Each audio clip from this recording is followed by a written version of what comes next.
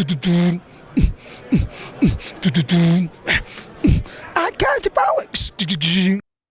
Johnny and Jose with TigerBomb MMA, and we'll be going over Bellator 258, Archuleta versus Pettis. Hoping to make some money on Bellator, as we try to do every week. Every Bellator card, there's money there, just waiting to be taken, but sometimes the judges won't let you have it. Talking about Yamaguchi, but we'll be going over the main card, actually giving you some thoughts on some of the prelim fights. There's a couple on here that I like. I'll go through them really quickly because it's past our bedtime. Lorenzo Larkin, no. Patchy Mix. Patchy Mix versus Albert Morales. Patchy Mix is real good. He is the true No Love. That's his nickname, No Love. His last fight was against the champion, who we'll be talking about later on, Archuleta. Very decent fight he had with Archuleta. He nearly submitted him a ton of times, but he ran out of gas, and then Archuleta just styled on him in the last few rounds, ended up losing a decision. Patchy Mix by submission. That is his go-to move. He ducks under, going for the double, then he transitions to the back real fast, like a little spider monkey, and he just chokes you out. His specialty is the rear naked choke. Very talented young guy.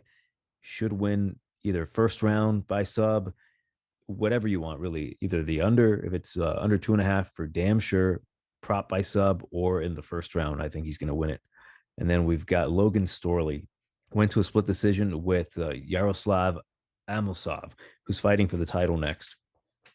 He went to a split decision with him. He made me clinch my buttocks real tight because I had money on Yaroslav and I was sweating it till the very end. I'm like, oh my God, they're going to take it away from Yaroslav and they're going to take my parlays away from me. So he's a really good wrestler. I forgot where he wrestled, but he's very top notch. And there was one more in the prelims that I was like, yeah, it's for damn sure a sure thing. And I think that's it. There's a pretty good fight between Raufeon Stotts and Josh Hill. Stotts is, I think he's a minus 240 against Josh Hill. Josh Hill, if you guys don't know him, he's been around for quite a long time at bantamweight. He fought Magic Man Moraes a couple times in World Series of Fighting back in the day. He actually gave him a pretty tough fight the first time. He's a very well, I don't want to say he's well-rounded. He's okay. Raufeon Stotts is better, but I might stay away from this one. It's a little too iffy for me. Raufeon kind of went to a really weird decision with Keith Lee, not the wrestler Keith Lee, but Kevin Lee's little brother, Keith Lee. And I'm like, man, you don't go to a decision with little Keith Lee. So forget Raufeon Stotts. We'll start off the main card with a fight between Michael Venom Page and Derek Anderson. Currently, the odds we have it minus 325 for Venom Page. Derek Anderson comes back at plus 220. And I'll ask you, Jose, do you think there's any money on the underdog, Derek Anderson? There's always, that's kind of the big, everybody's looking for a big payday. So everybody's always hoping, for the underdog to come through for them. And, but not here. I would say, everybody short of the champ's name is escaping me right now. Diego Lima. Yeah, I would say everybody short of Lima, at least in Bellator, in the Bellator welterweight division, is being fed to Page. I think at this point they're looking for a rematch for the title for Lima. With Rory McDonald out, I don't really see who can stand between that. They're going to keep feeding Page and giving him somewhat easy paydays. He's always cocky going out there. So unless they get possibly a good wrestler, good offensive wrestler, not just a guy who's gonna, just try to hold him down, but ground and pound. I don't know, man. I think this guy might get, he might get another. Not, I don't know. Do Bellator guys get a bonus, like the performance of the night bonus, or whatever? If so, then I think that's what Page is going to go for, another bonus or another highlight. As much as I'm not really a fan of of Page per se. I mean, I appreciate his style and his technique, but he just rubs me the wrong way, man. I'm not really a fan of his, but I do see him winning here. Let me see. He is, yeah, probably by knockout. I would say second round. As for me, I also will be going with Page. I also do not like him. He does rub me the wrong way as well. When he got knocked out by Lima, that was like Christmas and 4th of July and my first sexual encounter wrapped into one. And I never forget that feeling. Unfortunately, you're right. They like to feed cans to Michael Venom Page, and I'm not calling Derek Anderson a can. He's actually one of the better guys that will be fighting Michael Venom Page. It's just that sometimes there's certain dudes out there that kind of get lulled into that game that Page plays. He kind of just he's like a snake, really. He's out there kind of moving around a lot, and it makes you hesitant to strike with him. I think Derek Anderson's going to give him a pretty tough fight. I am hoping that Anderson wins. Like I really want Anderson to win because I do not like Venom Page.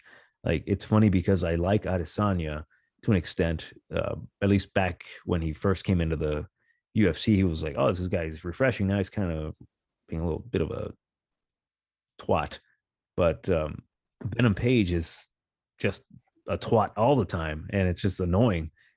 He's exciting to watch, but like even in the cage, he's just super twatty, and that's the fight word of the week, guys. Twatty, because he's from the UK and they love that word. But I am hoping Anderson knocks him out silly, but I do respect his overall skill set. I think Anderson's going to give him a really tough fight, but I got Michael Page to win this one, edging out a decision, just landing the better shots in the fight. I think he might get clipped, but I'm going to say 29-28.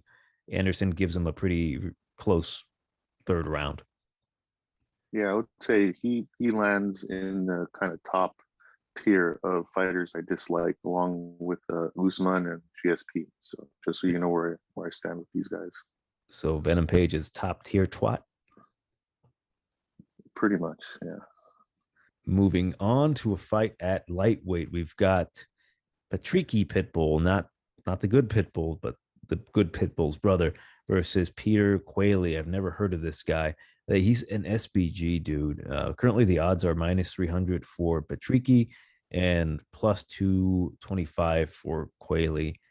I guess it's unfair. I'm just joking around. Patrcio, he's pretty damn good. It's just that when your brother is Patricio, you automatically become the lesser of the Pitbull brothers. The double champ is supreme right now. But currently, again, we mentioned the odds -300 +225. Should be an easy fight for Pitbull. I know these Irishmen, Peter the Showstopper Quily, his last fight was a win TKO over Ryan Scope. I don't think he's going to want to play that striking game with Pitbull. He hits hard. He's got good jiu-jitsu. His brother's really good. And you know what? It's going to be a first-round knockout for Pitbull. I got nothing else to say about that one. Yeah, it's hard to live in the shadow of your little brother, considering how little he is. Yeah, he almost has to squat to live in the shadow, I guess, or fall up into whatever.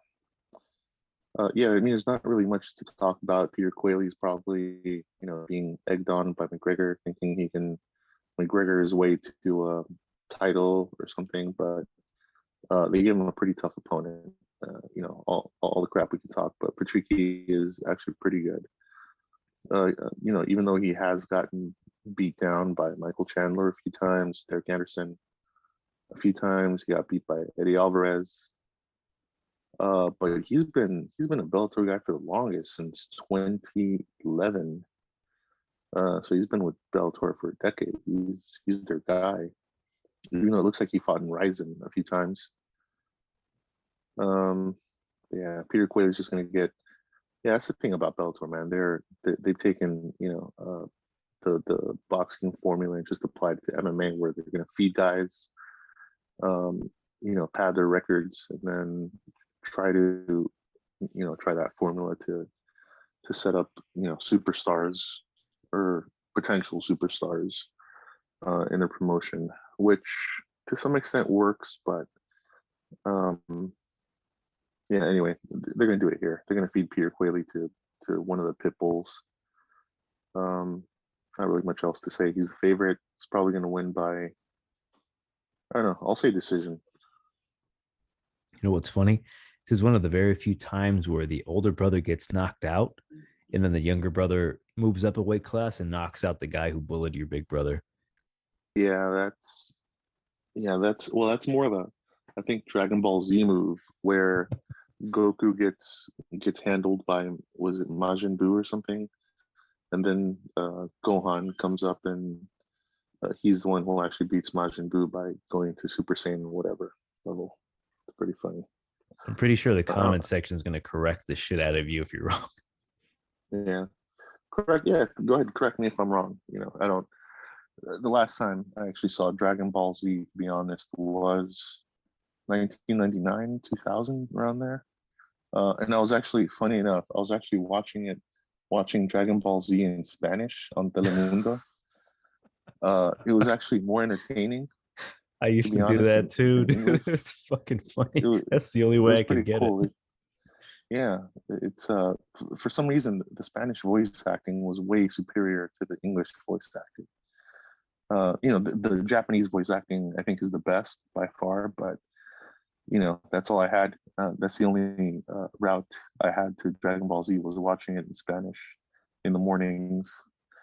But it was pretty good. I was like, why is he called him Krillin and Vegeta and what was that other guy's name? The green guy. Piccolo. Gohan. Yeah, Piccolo, or they call him Piccolo or something. It was just funny to hear these names being pronounced in Spanish. But it was good. I mean, I remember that's how I got into, I remember the Saiyan saga was good, but the Freezer saga, or the Namek Freezer saga, that was pretty epic in Spanish. Anyway, it's going to be more epic than this card for sure, but yeah, that's, I could go on about, probably not. I don't remember that much about Dragon Ball Z at this point, except for maybe a few main plot points, if you can call them that. And the guy you were thinking wasn't Majin Buu, it was actually Cell. Oh, it was Cell? Okay, there you go. Before we get into the co-main and main event, I'd like to ask you guys to please like, share, subscribe. Let us know what you guys think in the comments as well. Do you like our talks about Dragon Ball Z? Do you like Dragon Ball Z? Is Dragon Ball Z cool? Is Dragon Ball Z for nerds and virgins? What do you guys think? Let us know. Our co-main is a interesting bout. It was supposed to be Anthony Johnson versus Yoel Romero, but Yoel Romero got, I don't know what the hell happened. I guess he's had that ongoing eye issue, and the athletic commission just said, no, you're not fighting Anthony Johnson. So they brought in Jose Augusto Azevedo, and I don't know what to really say about it. Johnson round 1 knockout. Just to be 100% safe, I was just going to say round 1 knockout for Johnson. There was a possibility that Johnson being away for 4 years. Jesus Christ. I thought it was a lot shorter time than that. But yeah, him being away for 4 years, I was like, maybe he's going to be rusty, and maybe Yoel Romero might catch him, because Yoel is pretty damn fast for his age, even though he's like washed up and a one-eyed, I don't know, Cuban pirate at these days. He can still hit you pretty damn hard, and he's been more active than Anthony Johnson, so it would have been a very interesting matchup. But at this point, Anthony Johnson versus a guy who's 7-2, I'll be honest with you, he looks just like the Brazilian KB Bular. If you saw the fight, today's Sunday, so you saw it yesterday. This video will probably come out either Tuesday or Monday, but if you saw it last Saturday, KB Bular didn't do a damn thing. And Jose Augusto Azevedo kind of reminds me of him, like a guy who looks really good in the regional scene, but isn't going to make it in the main show. So I got Anthony Johnson to win this one by first round knockout, or just knockout prop. I'm sure he'll find it. Even if he looks rusty, he'll eventually catch that chin and put Augusto to sleep. Here's a thing that just kind of came flashing into my head, and that's Junior Dos Santos's debut against Fabricio Verdum in the UFC. Nobody knew who Dos Santos was, and how good of a boxer he was, for the time. It was way over a decade ago. And so for some reason, I'm just that just kind of flashed into my head. Like, hey, this Gugu guy could be the JDS to Rumble's, Verdum. Probably not. He's 8 years younger than Rumble. We don't really know what Rumble looks like, because you're gonna have that, bias of, oh, hey, this is the Rumble who, uppercutted Rogerio Nogueira to death. This is the Rumble, who took out, I think it was Jimmy Manoa, and he also took out Gustafsson. But for some reason, he let DC's fat ass ride him like a pony. Twice. Was it twice? Yeah, twice. I'm like, what the fuck, man? You're gonna beat all those guys, then you're just gonna let DC hop on you and, have his way with you? Jesus, what the flying fuck? Well, this guy, Gugu, is 6'3", so he's gonna be taller than him. I don't know much about him. Johnson should technically have the experience to not let him do that, but I don't know. If I were Gugu, I'd say just try to ride him like a pony. But more often than not, I think Rumble's set for a comeback. I was actually looking forward to his fight with Romero, but it looks like they really want Rumble to move on, so they're probably going to feed him this guy. You know what, though? I think Bader might have been offering Gugu some wrestling lessons, because I know for a fact he has some trauma when it came to him getting knocked out by Ryan Bader. Like, the way he just stuffed his head and beat his ass is like, never again. I'll train this kid to beat Anthony Rumble Johnson at 37 years old, so I don't have to fight him in the next round. Yeah, and I'm pretty sure Johnson's not looking to, having Bader ask what kind of soap he uses. Yeah, I mean, the logical choice is Rumble, but I mean, this guy, the other guy's bigger. So actually, no, take that back. He's probably going to uppercut this guy, either uppercut or overhand knockout, I would say. But we'll see. I mean, this is all just an assumption at this point, because we don't know what this guy looks like after several years away.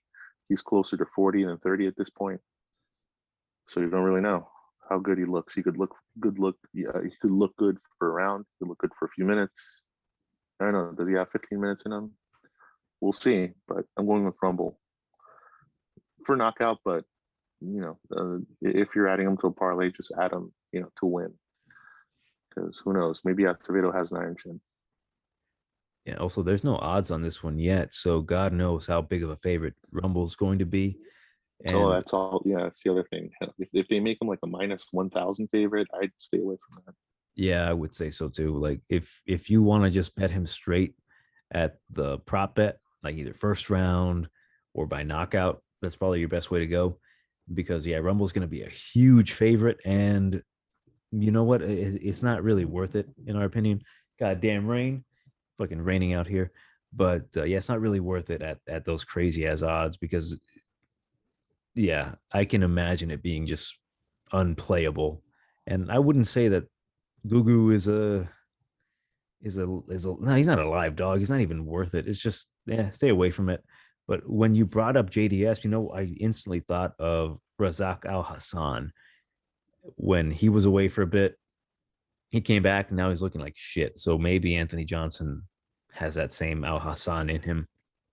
There's that as well. Yeah. Yeah. Well, let's move on. That's enough about Rumble Johnson.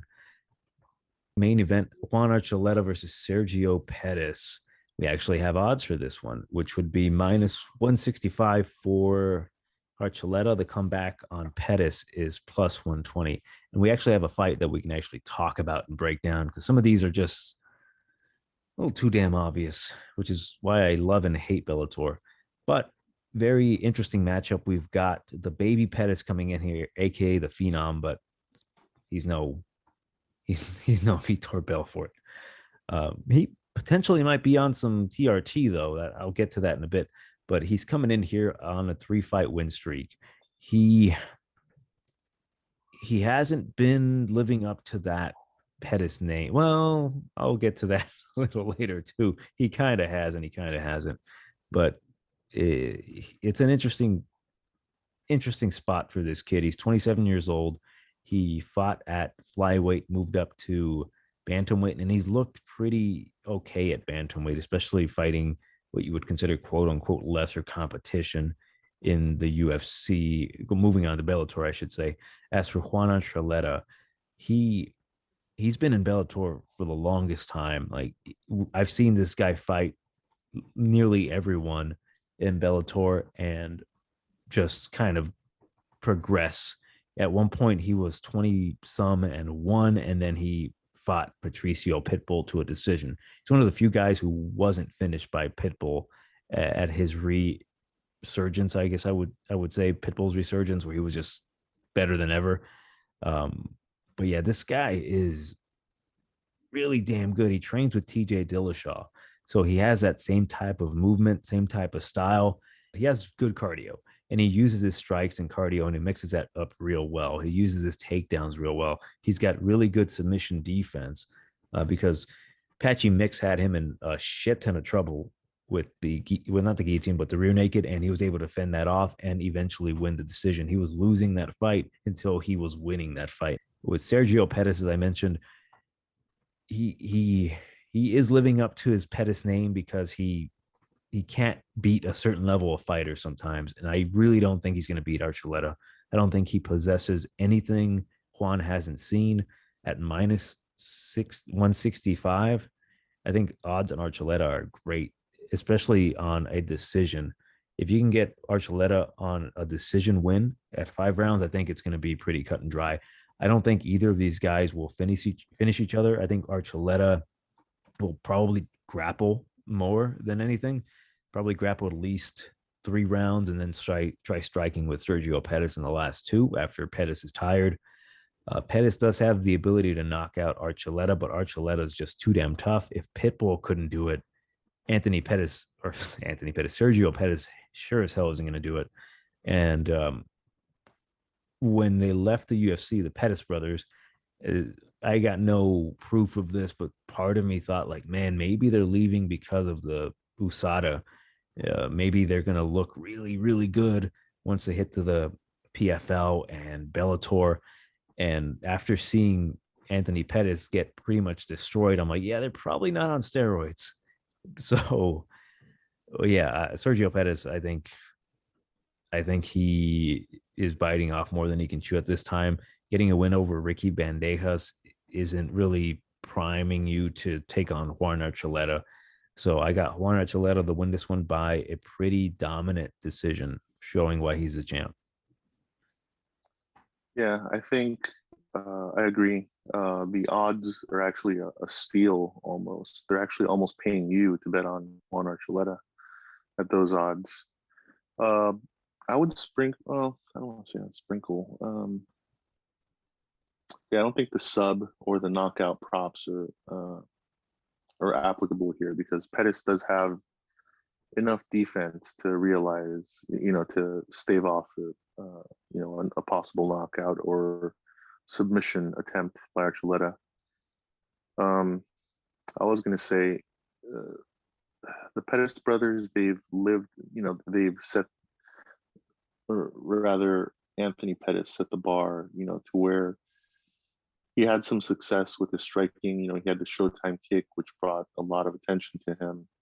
And then he never bothered, really polishing his striking skills and filling in the gaps in his wrestling until way too late in his career.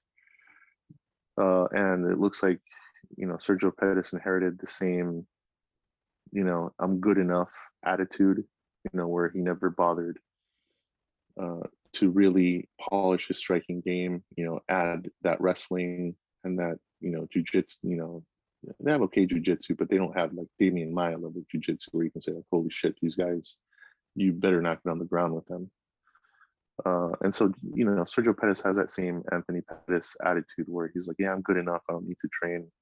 I don't need to develop my skills any further. And it's shown because these guys train at the same gym that trained CM Punk for two fights, and trained what's his name, Tyron Woodley. So, for anybody that knows those guys, that should give you an idea of what I'm talking about. But as you mentioned, Juan does train with TJ Dillashaw, who happens to be one of the most exciting fighters, on any roster, in my opinion, despite his, his having juiced or whatever he was on. He's still cool. I like him more than I like John Jones. At this point, sure, there's going to be an asterisk, next to his name. But it's like, how many other guys juiced that I didn't like? I never liked Randy Couture. I never liked Chael Sonnen. Dan Henderson, I was on the fence about. It's like all those funny thing. I just kind of put the dots together. All those Team Quest guys out of Oregon, they're all fucking juicers. Yeah, so Juan trains with TJ Dillashaw. He's got some of that, Dillashaw flavor to his game, which I like. And yeah, despite him not being able to, put up an exciting fight against what's the other Pitbull's name? Patrice? Pitbull. Patrcio. Patrcio, yeah. It's like these names, man. It's like, are those made up names or the nicknames? Yeah, against Patricio Pitbull, he's the best at that weight class. And I think he's gonna stick at that weight class and just, start making a name for himself there, because I don't think Patricio is going to look to add a third belt by going down to 135. It wouldn't really be in his best interest, because I think Patricio is trying to become, solidify himself in Bellator, and then down the line possibly go to the UFC and, rematch with Chandler for the belt. That'd be pretty cool. And then beat Chandler for the belt. That would be hilarious. That would suck for Chandler. Oh man, just the look on Chandler's face would be worth seeing that. But anyway, that's a preview for another, UFC card coming up. Yeah, I mean, you said it. You said it best. Archuleta has the movement. He's gonna have the volume. I actually foresee him trying to stand and bang with Pettis the first two rounds. Then going in the third round, I think he's going to try to tire him out going into the fifth. Maybe the last 2.5 minutes he's going to try to bang, but I think from the third into the fifth, he's going to try to wear him out with the takedowns and whatnot, and with the grappling. Fun fact about Juan Archuleta: he actually had a recurring role in the TV show Kingdom, the MMA themed TV show with Frank Grillo and Nick Jonas. He played a coach for the fictional team, which, watching it now, that show, it's like super outdated, because in the entire run of the seasons of the show, they really hold Greg Jackson like, oh my God, you're going to Jackson's? Oh, they have all the best guys in Jackson's. Like, yeah, they got this one guy, Diego Sanchez, who's fucking crazy and has weird pictures with a guy that looks just like him, oddly enough. Speaking of which, what the fuck with Diego Sanchez? He got released, right? So we should be seeing him Bellator soon, right? I think so. Either that, or he's the next big BKFC star. I was gonna say, if you back to Kingdom, if you want to see Cub Swanson get knocked out by the character played by Nick Jonas, go ahead and give it a watch. Yeah, and then comment, in the comment section what you think about that show after watching it. But if you want to watch a better Kingdom show, there's a Korean zombie series on Netflix, also called Kingdom. That's a pretty kick-ass show. Like Korean zombie, like the zombies are Korean, or the actual Korean zombie? Like, oh shit. No, it doesn't star Chang Sung-jun. It's a period piece. It's a Korean drama with zombies. So if you're a fan of Korean TV series, which I am, I just don't watch too many of them just because a lot of them don't have English subtitles. They have Korean subtitles for some reason here in LA, which is weird. But they do have a few shows and movies on Netflix right now. But the best right now is there's 2 seasons to Kingdom, and they totally kick ass. It's like after the first, if you're not hooked after the first episode, then I don't know what to tell you, man. But watch that. Go check it out. Netflix, if you want to sponsor us, go ahead. Kingdom, if you want to sponsor us, go ahead and reach out. Reach out with English subtitles. God damn it. Yes. Yeah, because I'm hoping for a season 3 and beyond of this show, Kingdom. It's that goddamn good. Those have been our picks for Bellator 258 and our discussion about which Kingdom TV show is better. But yeah, let us know what you guys think in the comments below. Which one of our picks is the most accurate? I think they're all pretty damn accurate. But yeah, once again, Johnny and Jose, TigerBomb MMA, and we'll catch you at the next fight.